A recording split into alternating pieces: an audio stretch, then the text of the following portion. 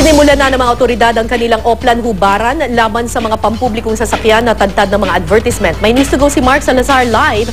Mark!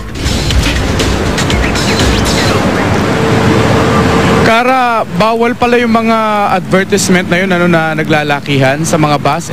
Halos lahat ata ng bus na dumadaan sa EDSA makikitaan mo ng mga advertisement, lalo na yung kanilang likuran na talagang totally covered na ng advertisement. Bawal yun. Bakit? Dahil natatakpan yung mga importanteng impormasyon na dapat ay nakikita sa labas ng bus. Halimbawa yung LTFRB hotline, yung body number ng bus at ang plate number.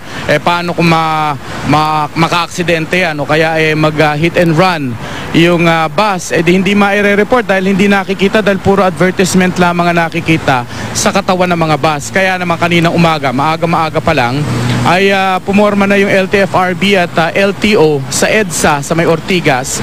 At wala pang 30 minutos, Kara, nakahuli na ng mahigit 40 bus na mayroong mga advertisement sa likuran. At ito'y binaklasan ng mga plaka at mayroong penalty na 500 pesos per unit. Pero kung halimbawa nakalimang unit ang isang operator, 10,000 pesos ang penalty. Ang patakaran sa memorandum circular ng LTFRB na 2007 pala ay dapat hindi lalagpas 6 feet by 3 feet yung laki ng mga advertisement sa anong parte man ng bus. Basta ang mahalaga nga hindi matatakpan yung mga mahalagang impormasyon na nabanggit ko.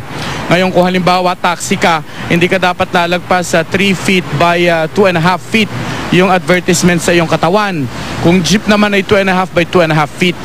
So yan, at pagpapatuloy daw nila ang paghihigpit na yan dahil meron na silang napapansin na ilang bus na talagang OA naman na sa advertisement, na pati yung mga bintana, hindi lang yung likuran kundi sa side ay covered na. Paano kung may huldapan sa loob o merong mga hindi magandang nagaganap sa loob ng bus, hindi makikita ng otoridad o ng mga publiko na meron na palang nangyayari sa loob.